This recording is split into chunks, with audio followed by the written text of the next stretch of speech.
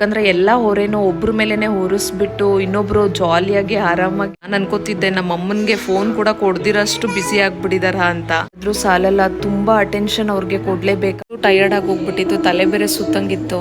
ಅಷ್ಟು ಸಮ್ಮರಲ್ಲಿ ಊಟ ಬಿಟ್ಟಿದ್ದು.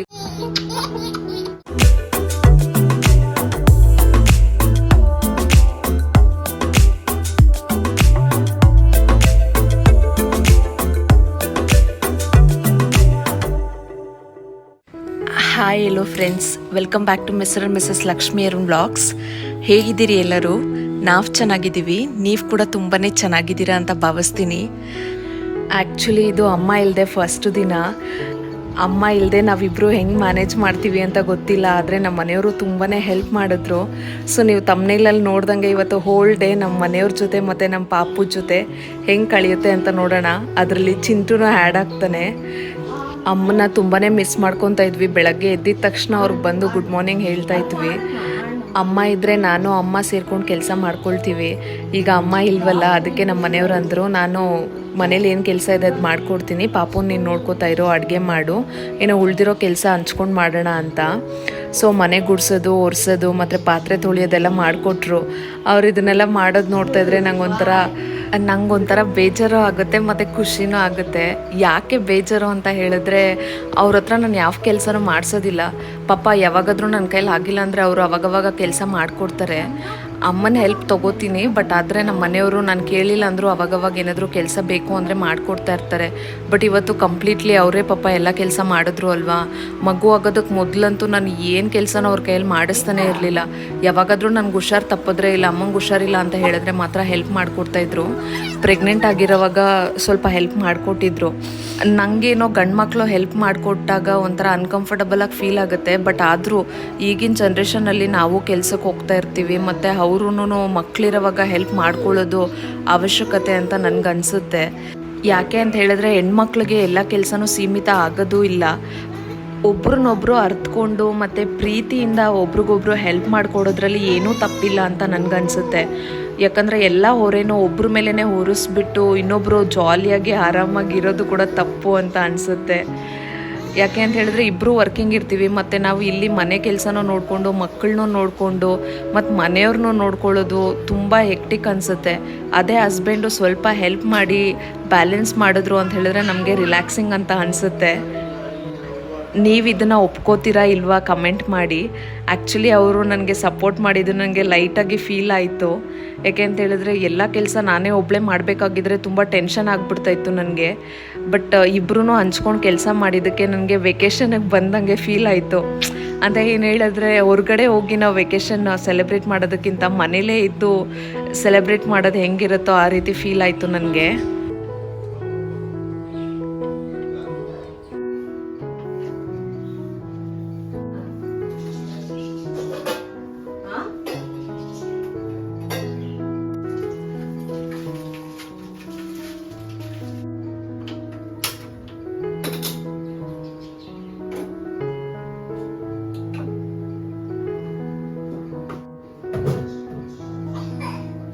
ಆ್ಯಕ್ಚುಲಿ ಸ್ಟೇಕೇಷನ್ಸ್ ಎಲ್ಲ ಔಟ್ಸೈಡ್ ಹೋದಾಗ ತುಂಬ ರಿಲ್ಯಾಕ್ಸಿಂಗ್ ಅನಿಸುತ್ತೆ. ಬಟ್ ಇದು ಮನೆಯಲ್ಲೇ ಇದ್ದು ಸ್ಟೇಕೇಷನ್ ಮಾಡ್ದಂಗೆ ನನಗನ್ನಿಸ್ತು. ಆ್ಯಕ್ಚುಲಿ ಅವರು ಪಾಪು ಹತ್ರ ಟೈಮ್ ಸ್ಪೆಂಡ್ ಮಾಡ್ತಾ, ನನ್ನ ಹತ್ರ ಟೈಮ್ ಸ್ಪೆಂಡ್ ಮಾಡ್ತಾ ನಾವಿಬ್ಬರು ಜೊತೇಲಿದ್ದಿದ್ದು ನಂಗೆ ತುಂಬ ಮೆಮೊರಬಲ್ ಅಂತ ಅನ್ನಿಸ್ತು.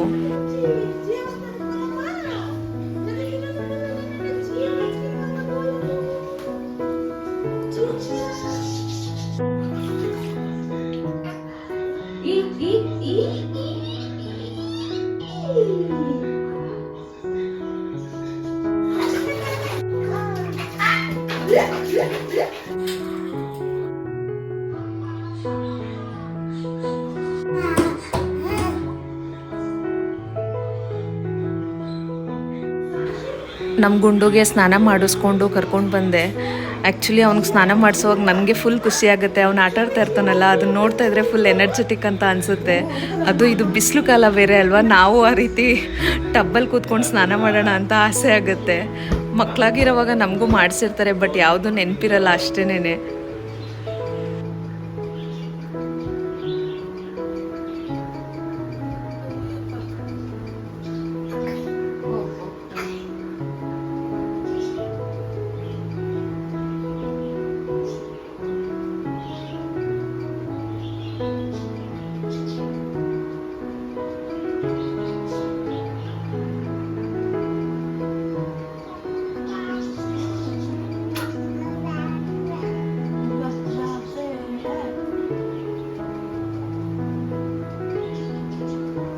ಆ್ಯಕ್ಚುಲಿ ಪಾಪು ಈಗ ಕ್ರಾಲಿಂಗ್ ಸ್ಟೇಜಲ್ಲಿ ಇದ್ದಾನೆ ಅಲ್ವಾ, ಯಾರಾದರೂ ಒಬ್ಬರು ಅವನ ಜೊತೇಲಿ ಇರಲೇಬೇಕು. ಆ ಕಡೆ ಈ ಕಡೆ ಏನಾದರೂ ಒಂದು ವಸ್ತು ಎತ್ಕೊಂಡು ಬರೋದಕ್ಕೆ ಹೋದಾಗಲೂ ಅಷ್ಟೇ, ಇಮ್ಮಿಡಿಯೇಟಾಗಿ ಗುಡ ಅಂತ ಬಂದುಬಿಡ್ತಾನೆ ಬೆಡ್ ಹತ್ರ. ಭಯ ಆಗುತ್ತೆ ಯಾವಾಗಾದರೂ ಬೆಡ್ಡಿಂದ ಎಲ್ಲಿ ಬಿದ್ದುಬಿಡ್ತಾನೋ ಅಂತ. ಅದಕ್ಕೋಸ್ಕರ ಎಲ್ಲಾದರೂ ಹೋಗ್ಬೇಕಂತ ಹೇಳಿದ್ರೆ ಒಬ್ಬರು ಅವನ ಹತ್ರ ಇರಬೇಕು, ಇನ್ನೊಬ್ಬರು ಒಂದು ಕೆಲಸ ಮಾಡಬೇಕು, ಹಂಗಿರುತ್ತೆ. ಈ ಸ್ಟೇಜು ತುಂಬ ಚೆನ್ನಾಗಿರುತ್ತೆ. ಅವನು ಎಷ್ಟು ಕ್ಯೂಟಾಗೆಲ್ಲ ಮಾತಾಡ್ತಾ ಇರ್ತಾನೆ. ಆ್ಯಕ್ಚುಲಿ ಈ ವ್ಲಾಗಲ್ಲಿ ನಾನು ಎಲ್ಲನೂ ನ್ಯಾಚುರಲ್ ಸೌಂಡನ್ನ ಹಾಗೆ ಮೇಂಟೈನ್ ಮಾಡಿದ್ದೀನಿ. ಯಾಕೆ ಅಂತ ಹೇಳಿದ್ರೆ ಜೊತೆಲೇ ಇರೋ ಥರ ಫೀಲ್ ಆಗಲಿ ಅಂತ. ತುಂಬ ನ್ಯಾಚುರಲಾಗಿ ಅನಿಸ್ತು ನನಗೆ. ಈ ಮೆಮೊರೀಸ್ ಎಲ್ಲ ಹಾಗೆ ರಿಮೈನ್ ಆಗಲಿ ಅಂತ ಹೇಳಿ ನಾನು ಯಾವುದನ್ನು ಏನೂ ಎಡಿಟ್ ಮಾಡಲಿಲ್ಲ, ಮತ್ತು ವಾಯ್ಸು ಕೂಡ ಮ್ಯೂಟ್ ಮಾಡಲಿಲ್ಲ. ಅವ್ನು ಮಾತಾಡೋದಾಗಲಿ ಇಲ್ಲ ನಾವು ಮಾತಾಡೋದಾಗಲಿ ಹಾಗೆ ಕೇಳಿಸೋ ಥರನೇ ಇಟ್ಕೊಂಡಿದ್ದೀನಿ. ಯಾಕಂದರೆ ಅವ್ನು ತುಂಬ ಮುದ್ದಾಗಿ ಮಾತಾಡ್ತಾನಲ್ವ. ನನಗೆ ಈ ಫ್ಯೂಚರಲ್ಲಿ ಇದನ್ನು ನೋಡಿದಾಗ ತುಂಬ ಫೀಲ್ ಆಗುತ್ತೆ. ಅದನ್ನೆಲ್ಲ ನಾನು ಮೆಮೊರೀಸ್ನ ಕ್ಯಾಪ್ಚರ್ ಮಾಡಿ ಟ್ರೆಷರ್ ಮಾಡಿರೋ ಥರ ನನಗೆ ಫೀಲ್ ಆಗುತ್ತೆ. ಅದಕ್ಕೋಸ್ಕರ ಹಾಗೆ ಉಳಿಸ್ಕೊಂಡಿದ್ದೀನಿ.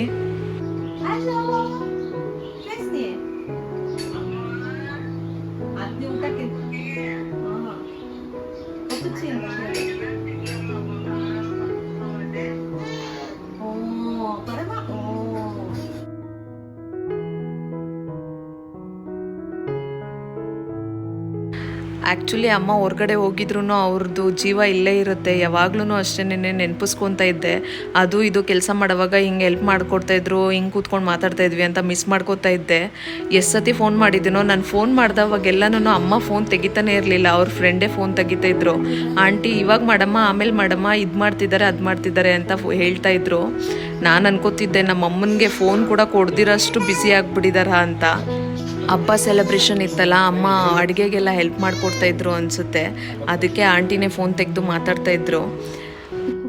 ಬ್ರಷ್ பண்ணிலப்பா ಬ್ರಷ್.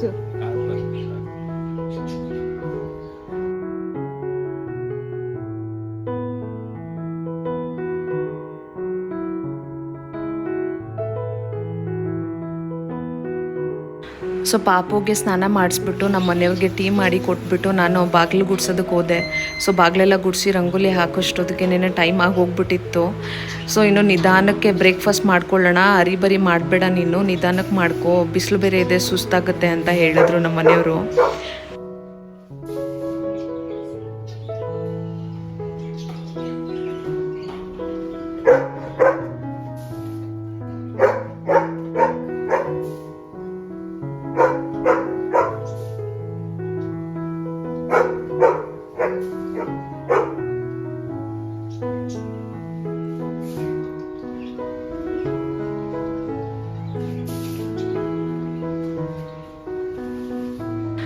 ನನ್ನ ದಿನಾಗಳು ಬಾಗಿಲಿಗೆ ನೀರು ಹಾಕೋವಾಗ ಚಿಂಟು ಇದೇ ಥರನೇ ಗಲಾಟೆ ಮಾಡ್ತಾಯಿರ್ತಾನೆ.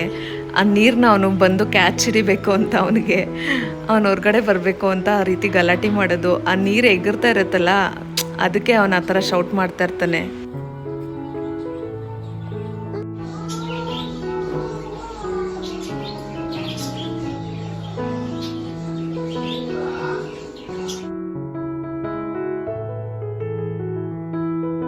ನನ್ನ ಬಾಗಿಲು ಗುಡಿಸಿ ರಂಗೋಲಿ ಹಾಕಿ ಬರೋಷ್ಟೊತ್ತಿಗೆ ಪಾಪುಗೆ ಆಲ್ರೆಡಿ ನಿದ್ದೆ ಬಂದ್ಬಿಟ್ಟಿತ್ತು. ಸೊ ನಮ್ಮ ಮನೆಯವ್ರು ಆಡಿಸ್ಕೊಂಡು ಕೂತ್ಕೊಂಡಿದ್ರು. ಅವನ್ನ ಸ್ವಲ್ಪ ಹೊತ್ತು ನಿದ್ದೆ ಮಾಡಿಸ್ಬಿಟ್ಟು ಆಮೇಲೆ ನಾನು ಕೆಲಸ ಮಾಡ್ಕೊಳ್ಳೋಣ ಅಂತ ಹೇಳಿ ಫೀಡ್ ಮಾಡಿ ಅವನಿಗೆ ನಿದ್ದೆ ಮಾಡಿಸಿಸ್ಬಿಟ್ಟೆ. ಅವನು ನಿದ್ದೆ ಮಾಡ್ತಾಯಿದ್ರೆ ಆರಾಮಾಗಿ ನಾನು ಹೋಗಿ ಸ್ನಾನ ಮಾಡಿಕೊಂಡು ಪೂಜೆ ಎಲ್ಲ ಮುಗಿಸ್ಕೊಳ್ಳೋಣ ಅಂತ ಅಂದ್ಕೊಂಡೆ.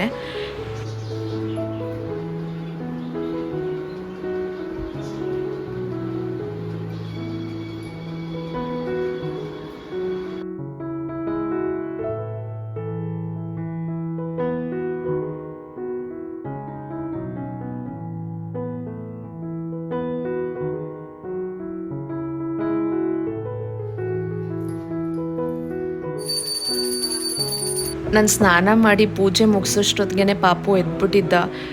ಹಿಂಗೆ ನಾವು ಮಲಗಿಸ್ಬಿಟ್ಟು ಹೋಗಿದ್ರೆ ಅವನು ಎದ್ದು ಬಂದು ಇಲ್ಲಿ ನಿಂತ್ಕೊಂಡ್ಬಿಡ್ತಾನೆ. ಕ್ರಾಲ್ ಮಾಡ್ಕೊಂಡು ಬರ್ತಾನಲ್ವ, ಎಡ್ಜಿಗೆ ಬಂದು ನಿಂತ್ಕೊಂಡ್ಬಿಡ್ತಾನೆ. ನೋಡಿದ ತಕ್ಷಣ ದಿಕ್ಕಂತ ಆಗ್ಬಿಡುತ್ತೆ, ಪಟ ಅಂತ ಹೊಡ್ಕೊಬಿಡುತ್ತೆ. ಇದೆ ಎಲ್ಲಿ ಕೆಳಗಡೆ ಬಿದ್ದುಬಿಡ್ತಾ ಇದ್ನೋ ಅಂತ ನೋಡ್ಕೊಂಡಿಲ್ಲ ಅಂತ ಹೇಳಿದ್ರೆ.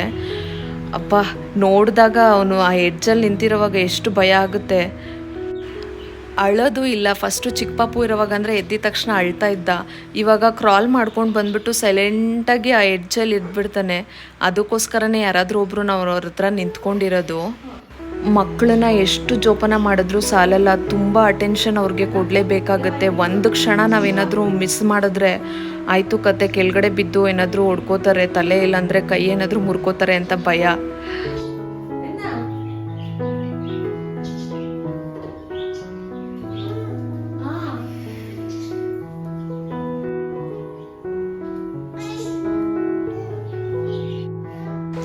ಅರುಣ್ ಅವರು ಸ್ನಾನಕ್ಕೆ ಹೋಗಿದ್ರು. ಸರಿ ಅವ್ರು ಬರೋಷ್ಟೊತ್ತಿಗೆ ನಾನು ಅಡುಗೆ ಮಾಡ್ಕೊಳ್ಳೋಣ ಅಂದ್ಕೊಂಡ್ರೆ ಪಾಪು ನೋಡ್ಕೋಬೇಕಲ್ವಾ, ಅವನ್ನ ಈ ಗಾಡೀಲಿ ಹಾಕ್ಬಿಟ್ರೆ ಸ್ವಲ್ಪ ಹೊತ್ತು ಅವ್ನು ಆಡ್ಕೊಂಡಿರ್ತಾನೆ. ಸೊ ಟಿ ವಿ ಹಾಕಿದರೆ ಸ್ವಲ್ಪ ಹೊತ್ತು ಹಾಡುಗಳೆಲ್ಲ ಕೇಳ್ತಾನೆ ಅವನು, ದೇವರ ಹಾಡುಗಳು.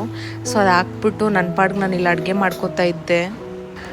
ನಮಗೆ ಇವರಿಬ್ಬರನ್ನ ನೋಡ್ಕೊಳ್ಳೋದೇ ಒಂದು ದೊಡ್ಡ ಕೆಲಸ. ಯಾಕೆ ಅಂತ ಹೇಳಿದ್ರೆ, ಒಂದು ಚಿಂಟುನ ಹ್ಯಾಂಡಲ್ ಮಾಡಬೇಕು, ಇಲ್ಲ ಪಾಪುನ ಹ್ಯಾಂಡಲ್ ಮಾಡಬೇಕು.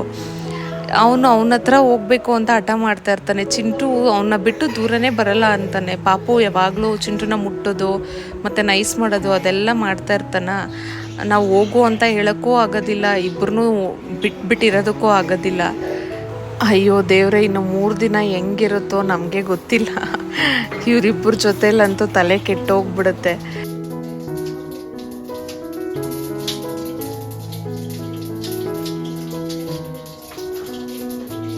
ನಾನು ಬೆಳಗ್ಗೆ ಹಾಲು ಕೂಡ ಕುಡ್ದಿರಲಿಲ್ಲ, ತುಂಬ ಸುಸ್ತಾಗಿ ಹೋಗ್ಬಿಟ್ಟಿತ್ತು. ಈ ಕಡೆ ಹಶು ಬೇರೆ ತುಂಬ ಆಗ್ತಾಯಿತ್ತು.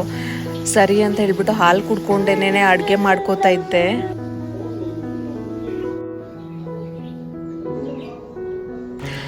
ಪಕ್ಕದ ಮನೇಲಿ ಗಗನ ಅಂತ ಒಂದು ಹುಡುಗಿ ಇದ್ದಾಳೆ. ಅವಳು ಪಾಪುನ ಬಂದು ಮಾತಾಡಿಸ್ತಾ ಇರ್ತಾಳೆ.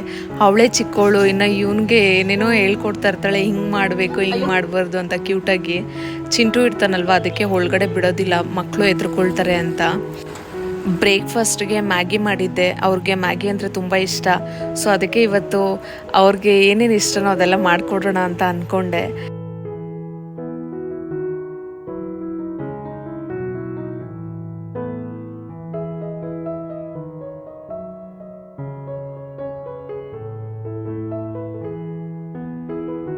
ಪಾಪುಗೆ ಬನಾನಾ ಫೀಡ್ ಮಾಡಿಕೊಂಡು ನಾವು ಮ್ಯಾಗಿ ತಿನ್ಕೊಂಡ್ವಿ. ಅದಾದಮೇಲೆ ಸರಿ ಮಾಡೋಣ ಅಂತ, ನನಗೆ ಆಲ್ರೆಡಿ ಫುಲ್ಲು ಟಯರ್ಡಾಗಿ ಹೋಗ್ಬಿಟ್ಟಿತ್ತು, ತಲೆ ಬೇರೆ ಸುತ್ತಂಗಿತ್ತು. ಅದಕ್ಕೆ ಬ್ರೇಕ್ಫಾಸ್ಟ್ ಮುಗಿಸ್ಕೊಂಡು ಆಮೇಲೆ ಪಾಪುಗೆ ಸೆರ್ಲಾಕ್ ಮಾಡೋಣ, ಅಷ್ಟೊತ್ತಿಗೆ ಬನಾನಾ ಕೊಟ್ಟರೆ ತಿಂತಾನೆ ಅಂತ ಹೇಳ್ಬಿಟ್ಟು ಬನಾನಾ ಫೀಡ್ ಮಾಡಿದೆ.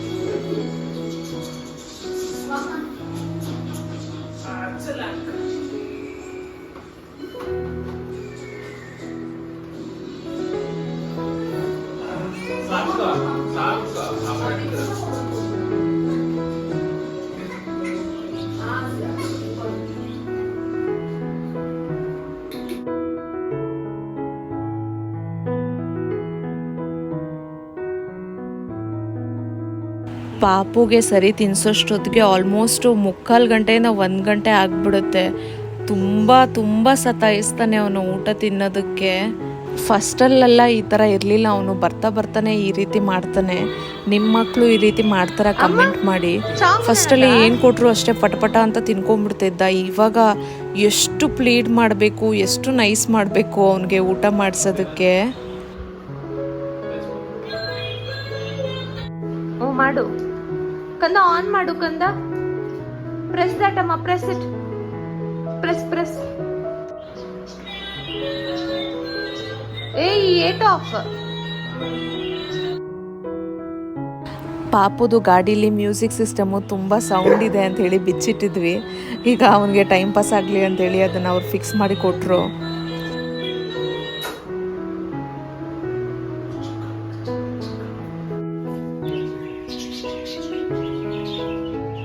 ಸೊ ಎಲ್ಲರದು ಬ್ರೇಕ್ಫಾಸ್ಟ್ ಆಯಿತು. ಇನ್ನು ನಮ್ಮ ಚಿಂಟುನ್ ಮರೆಯೋದಕ್ಕಾಗತ್ತಾ?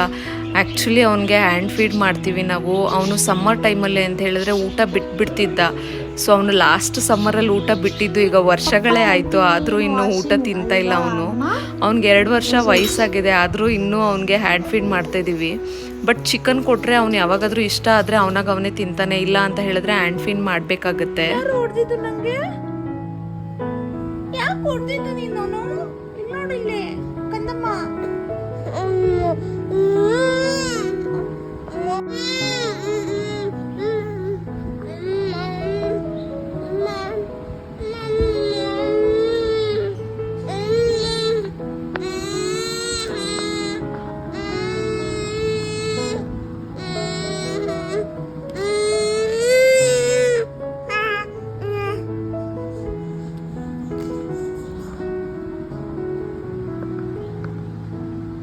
ಕಂದ ಯಾರೋ ಹೊಡೆದ್ ನಂಗೆ. ಯಾಕೆ ಹೊಡೆಯೋದು ನೀನು ನನ್ನ? ನಿಮ್ಮಮ್ಮ ಬರ್ಲಿ ಇರು, ಹೇಳ್ತೀನಿ.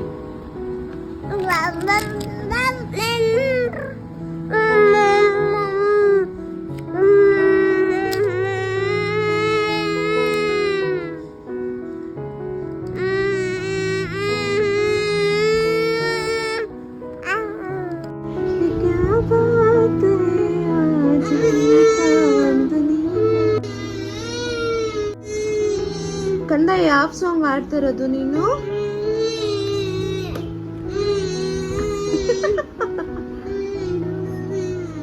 ಕಂದ ಇಲ್ಲಿ ನೋಡು ಕಂದ,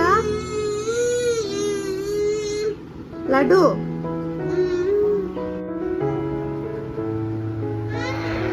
ಅವಾಗಿಂದ ಏನೇನೋ ಮಾತಾಡ್ತಾ ಇದ್ದ.